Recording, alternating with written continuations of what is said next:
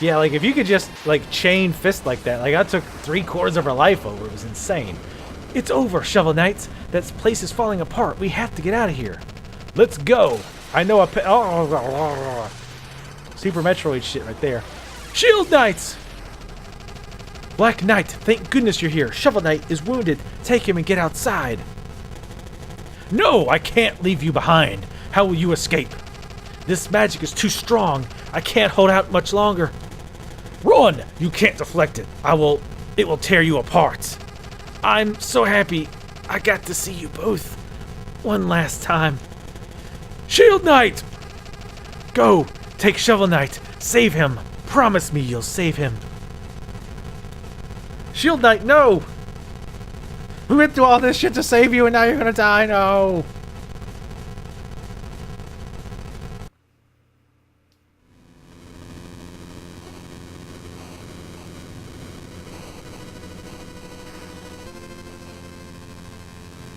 Oh, that shaking is messing with my head.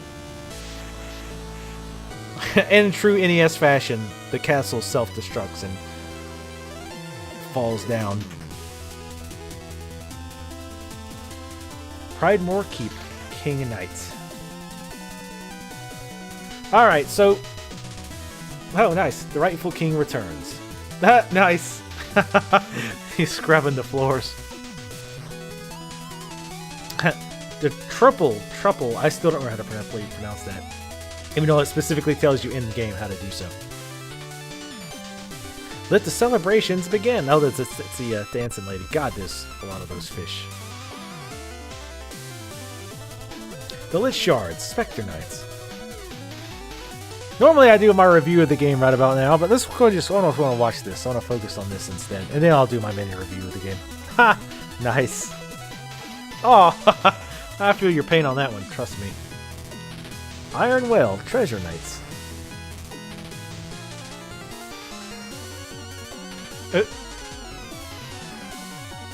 Ill-gotten gains reclaimed. Aw, sad Big Daddy. There's a pence for you to start all over. Explodatorium, Plague Knights. This cheesy-ass vials. Advanced Potion Class.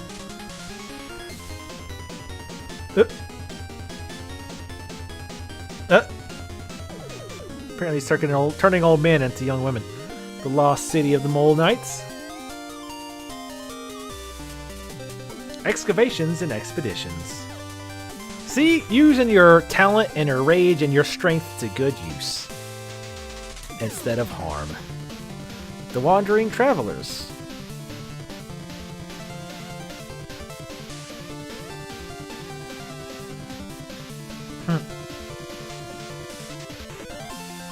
Always ready for battle. It's the Hat Guy. Flying Machine, Propeller Knights. Don't know why I'm reading them, but I'm gonna.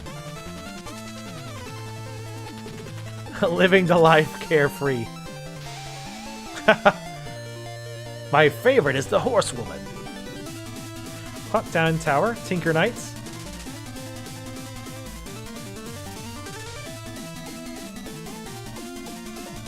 Toys for the children. Oh, yes.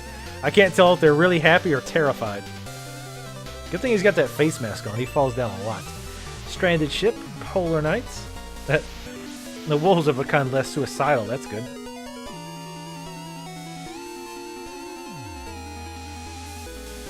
Oh, Polar Knight. Look how he's got his own giant shovel. Snow shovel.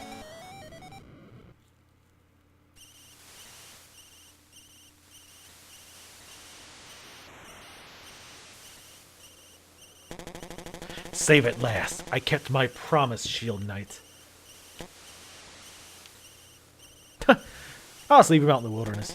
Rest well, Shovel Knight, until we meet again. And he gets eaten by wolves. Close enough. He probably got serious injuries. You probably should have left him at a doctor or something. Feat accomplished. Victory. Shovel Knights. So what became of Shield Knights? I guess we'll never know. Or we'll find out in Shovel Knight 2. The Revengeance. Alright, so now I'll do my my short, off-the-cuff review of Shovel Knight. When I'm going into this game, I was pretty hesitant. I know it had tons of positive reviews. Everybody always seemed to love it. But I'm not really crazy about platformers, except with some exceptions, like Super Meat Boy. And I really, really am tired of the retro throwback thing. I'm really over the 8-bit pixel crap.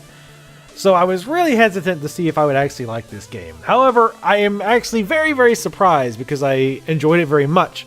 It was a lot of fun. I feel like for the most of the game, it was a good combination of challenging without being tedious. I really like the idea of having waypoints that you can use, but if you want to destroy the waypoints, you get a little bit of extra money with the risk that if you die, you have to go further back, even back to the beginning of the stage. I really like that as an option.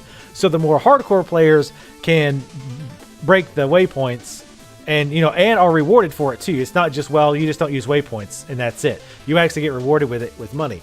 Now, there isn't quite enough stuff to buy money for or spend money on though, in my opinion. I didn't do that well. I lost a lot of money, especially near the end. And I bought, the only thing I didn't buy, well, I didn't upgrade my mana all the way. I stopped at like 8,000. And I didn't buy that worthless 8,000 gold armor either, the one that's just for looks.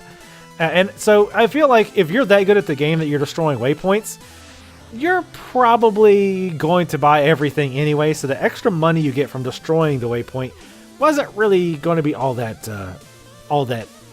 great. But the music was really good, well done. The game really did a good job of making itself feel like an NES game. Like it wasn't just 8-bit graphics. Like everything kind of came together to feel more like a more forgiving NES game. Now I'm not one of those people who's like, oh man, I loved games like, I don't know, games with like really terrible or non-existent checkpoints and shit. I really don't like that. I hate redoing the same things over and over. I find that to be like false difficulty. Like it just takes you a long time because you have to keep redoing the same thing over and over and over again. And that happened a lot with games back then because they, if you blew through these games, like Mega Man can be beaten in an hour or something, less than that. But anyway, there's our deaths. Goddamn, Lost City. I lost a lot of deaths there. Flying Machine, wow. A bunch. I thought I died more in the last stage too. Damn, 93 deaths, that's a lot. I assume so. I assume 93 is a lot. But total gold lost 29,000. God damn. 138,000 gold though. Little 7 hours. Most people said item completion 83%. That's not. Oh, I'm missing a lot of the musical notes. I got all the regular items, but I was missing notes. But most people said I could do it about 8. And I tend to play games slow just because I like to explore. So I'm actually surprised I came in under 8 hours. But anyway, yeah, I found the game a good combination of challenging without being like overly punishing / annoying. There was definitely some parts near the end that I feel like they started to resort to cheap tactics like instant death pits, instant death spikes, enemies knocking you into those things. Hey, Shield Knight.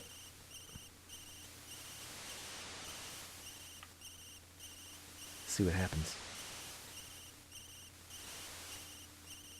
She puts her shield over him. Aww. But she's haunted by the Enchantress.